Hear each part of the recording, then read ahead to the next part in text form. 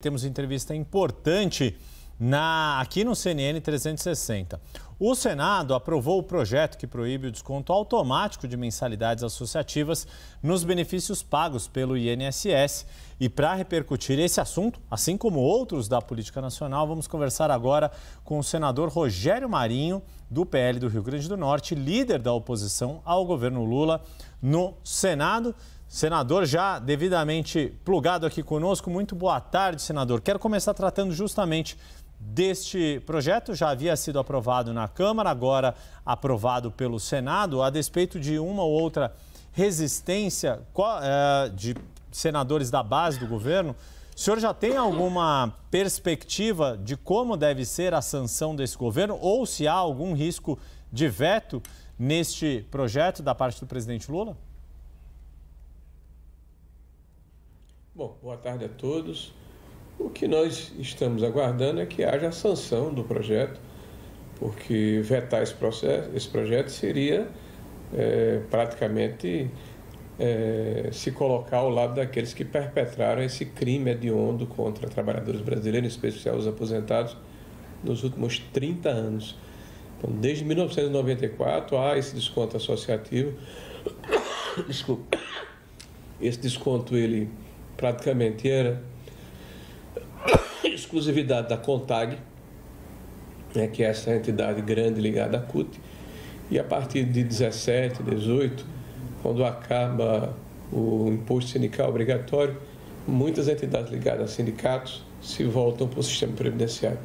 E houve, é evidente, um abuso que foi demonstrado com os números que vieram a público, de um crescimento geométrico e quase a totalidade das pessoas que estavam tendo esse desconto afirmaram, através de reclamações feitas ao INSS e posteriormente apurado pela própria Controladoria Geral da União, que não deram causa a esse desconto, ou seja, estavam sendo simplesmente roubados.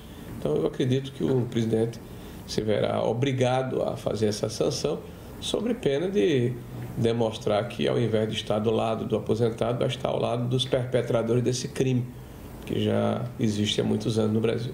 Eu vou endereçar agora a minha pergunta, então, para o líder da oposição, senador Rogério Marinho, que é membro da CPMI do INSS. Então, é um tema sobre o qual ele está debruçado. Então, senador, líder, eu pergunto para o senhor.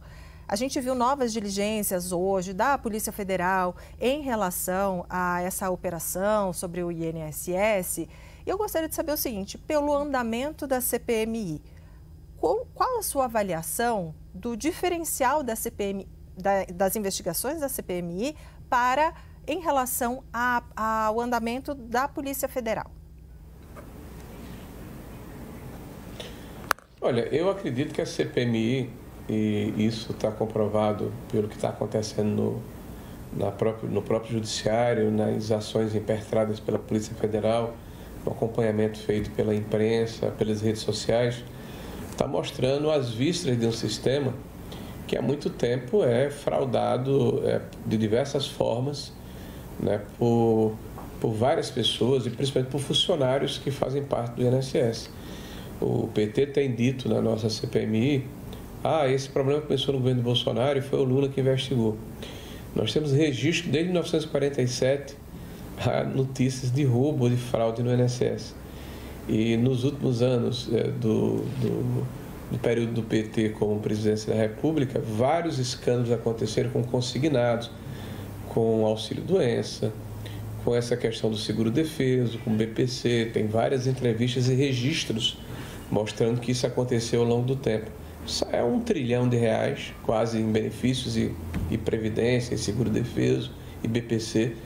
Mais de 40 milhões de pessoas são beneficiadas. É uma massa muito grande de recursos que, naturalmente, infelizmente, fica exposta à ação de fraudadores, principalmente de funcionários de carreira.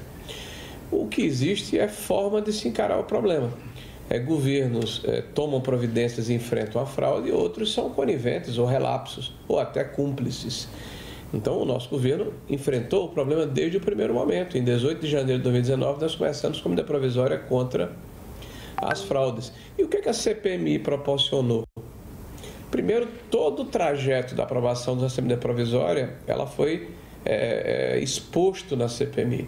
Quem votou contra, por exemplo, a validação do cadastro anualmente, né? Quem votou contra o procedimento que permitia que se retirasse dos sindicatos rurais a condição cartorária de convalidar, né, as aposentadorias rurais, quem trabalhou no parlamento para impedir que movimentos no sentido de levantar barreiras e colocar obstáculos para impedir a fraude fossem de fato concretizados, porque nós começamos a impedir, né, que o benefício nascesse desbloqueado para evitar justamente esse escândalo dos consignados e dos empréstimos indevidos. Quando a CPMI se instala contra o voto e a ação do governo que não apoiou a CPMI, ela imediatamente elege um presidente independente, que é o senador Carlos Viana, e um relator que tem um viés de oposição, que é o deputado Alfredo Gaspar. Ato contínuo, quase 2 dias depois, as investigações que aconteciam da Polícia Federal em vários estados do Brasil, que estavam paralisadas, sobrestadas por uma decisão do STF, foram desbloqueados, porque mudou a relatoria para o ministro André e isso foi dado prosseguimento. As investigações estavam centradas em 8 ou 10 associações, apesar de quase 40 associações receberem recursos associativos indevidos. E veja, quando isso ocorre, é importante colocar, essas 8 ou 10 que a AGU abriu inicialmente a investigação, eram justamente as entidades que não tinham vínculo com o movimento sindical. Então não estava lá a Sindinap, que é do irmão do Lula, não estava lá a própria Contac, que é a maior de todas, né, empresas e associações ligadas a sindicatos que estavam de fora. A CPMI, na sua instalação, cobrou e aconteceu. As prisões, a CPMI solicitou 21 prisões, preventivamente, e de fato elas começaram a acontecer. Inicialmente o Camisotti, o Antônio Carlos, e hoje mais 10 outros foram presos. As pessoas que foram presas hoje, inclusive, são pessoas que fazem parte do que nós consideramos um núcleo ligado à operação dentro do INSS e empresas beneficiárias. Falta o núcleo político, que nós vamos descortinar seguindo o caminho do dinheiro. O governo tem tentado blindar algumas quebras de sigilos e algumas convocações, mas cada vez mais a própria realidade das investigações está permitindo que isso avance, como foi o caso ontem da aprovação do fim dos descontos associativos. Desde setembro isso estava sobrestado, estava paralisado dentro do Congresso Nacional do Senado da República. Então foi a força da CPMI, né, e o apoio de muitos parlamentares e nenhum do PT no Senado, que nós conseguimos fazer com que fosse colocado em votação e fosse aprovado à unanimidade. Então são ações que são resultados dessa exposição feita pela CPMI e o fato de que a CPMI não está deixando o assunto ficar morno e ser varrido para debaixo do tapete. Senador, deixa eu trazer o Pedro Venceslau para participar aqui da entrevista. Daqui a pouco Larissa Rodrigues também faz a sua pergunta. Pedro? Pois não, Pedro. Senador, seja bem-vindo. Senador, hoje teve a prisão do Alessandro Stefanuto, que é ligado ao PDT, faz parte do governo Lula, mas o José Carlos Oliveira, ex-ministro do Trabalho e Previdência de Jair Bolsonaro, foi alvo de busca e apreensão. De certa forma, o senhor avalia que há um empate aí nessa disputa de narrativas entre governo e oposição? Um ponto para o governo, um ponto para a oposição? Não, Pedro, eu acho que está se fazendo justiça. Nós não temos bandido de estimação, né? O senhor Oliveira ingressa na administração como diretor de benefício, me parece que em julho e agosto de 2021. Rapidamente ele passa a ser presidente do INSS e em março de 22 ele se torna ministro da Previdência. Se houve uma ação coercitiva e impositiva por parte do Judiciário, atendendo solicitação da Polícia Federal, certamente se encontrou indícios suficientes que levaram a medida cautelar, que no caso dele, além de busca e apreensão, foi uma tornozeleira, que não deixa de ser uma prisão. Então, se o senhor Oliveira, que é um funcionário de carreira, né, que estava dentro do sistema previdenciário como presidente da maior agência previdenciária do Brasil, lá em São Paulo, né, quando chegamos ao governo, se esse cidadão ele tem conluio com o Stefanuto, com o André Fidelis, com o Vigílio, que igualmente foram presos hoje, todos oriundos de governo do PT, do Partido dos Trabalhadores, ele merece, sem dúvida nenhuma, né, ser preso. Agora, ele tem o direito da presunção de inocência e ele vai tentar provar em juízo a sua inocência. Nós não temos, repito, bandido de estimação, e quem deu causa a essa situação, que cresce de forma geométrica a partir de 23, no início do governo Lula, e 24, esses têm que ser identificados e têm que pagar por esse crime, que é um crime hediondo, né, que é contra, né, o cidadão brasileiro mais desprotegido, que é o aposentado brasileiro. Larissa Rodrigues, sua pergunta. Ministro, ou melhor, senador, né? A gente sempre tem costume de falar o cargo mais alto que acabaram vocês, autoridades, né, exercendo. Eu gostaria de entender se depois dessa operação, se a visão de vocês, especialmente da oposição, que estão em contato com toda essa situação do INSS, sobre a Polícia Federal, ela é alterada. Por que eu pergunto isso? A gente está em muitas discussões nos últimos dias sobre o texto ali, né? Diversos nomes ganharam, né? Mas o texto relatado pelo agora deputado e secretário afastado, Derrite. E muito se questionou do papel da Polícia Federal em algumas investigações, tendo que ter autorizações de estados ou de outros órgãos, digamos assim, governamentais. Para o senhor, a ação da Polícia Federal hoje, nessas prisões, né, que o senhor diz serem tão importantes, ela fortalece o discurso da autonomia da Polícia Federal e dificulta a tentativa de mudar as ações da Polícia Federal no texto do Derrite? Bom, primeiro é evidente que nós defendemos a autonomia da Polícia Federal. Na comissão, pelo menos nas 15 primeiras sessões, nós estamos na 25ª, eu escutei um discurso do PT que é a Polícia Federal do Lula, que aliás foi repetido pelo ministro da Justiça, Flávio Dino, na época, ministro da Justiça, quando se apresentou ao presidente Lula. Então nós achamos que esse tipo de relacionamento ele é absolutamente antirrepublicano. A Polícia Federal pertence ao Estado brasileiro e não a um partido político. Nos causa estranhamento, por exemplo, o ministro da Justiça, a primeira entrevista que o Lewandowski deu a respeito dessa operação foi de que não acreditava que houvesse, ele que coordena, inclusive, a Polícia Federal, conflito de interesse pelo fato de um filho seu, né, estar sendo advogado de duas dessas entidades que fraudaram o INSS. E que o Andrei, ele tenha se dado a pachorra de dar uma entrevista dizendo que o irmão do Lula não é investigado. Então, isso acho que extrapolou um pouco a condição dessa neutralidade necessária que a Polícia Federal precisa ter. Agora, as ações que estão sendo impetradas, que estão sendo implementadas pela Polícia Federal, no sentido de encontrar aqueles que fraudaram o sistema, que estão dentro da Previdência, e a partir daí as camadas subsequentes, ou seja, quem recebeu esse recurso, quem foi beneficiado, quem permitiu que essas pessoas ficassem dentro do sistema e que o sistema fosse fraudado, quem permitiu que as barreiras que foram levantadas, os obstáculos que existiam fossem ultrapassados por decisões, pareceres, instruções normativas que alteraram o rito de procedimento e afrouxaram os controles, é necessário saber se isso aconteceu por dissídia ou por má-fé. Eu acho que uma coisa não tem nada a ver com a outra. O que está sendo discutido nessa lei antifacção e na PEC da segurança é uma necessária reação da sociedade brasileira ao narco-estado que se instalou no Brasil. Se estima aí que 1/5 da população brasileira viva hoje em região faccionada, ou seja, para você ingressar em determinadas regiões geográficas do país, você precisa pedir licença, não é o prefeito, não é o governador, mas é um chefe de uma facção criminosa. E essas pessoas vivem num estado paralelo, porque tem que pagar proteção, tem que pagar extorsão, tem que pagar uma espécie de sobrepreço no gás que compram, na assinatura da NET que fazem, na abertura de um negócio. Então, isso é um problema sério que a sociedade brasileira tem e precisa responder, endurecendo a forma como se trata esse processo, tratando de uma forma inteligente para haver a prevenção, mas, ao mesmo tempo, dando a condição necessária para o Estado reagir. Eu acho que esse é o cerne da discussão e da questão que está posta em relação à segurança pública. A questão da autonomia da Polícia Federal, se pode ou não trabalhar contra o crime organizado, é evidente que deve. Aliás, nós vimos essa questão do Rio de Janeiro, né? Houve um pedido para o governo federal participar com blindados da invasão de áreas dominadas pela facção, por 2 vezes ou 3 vezes, isso foi repelido.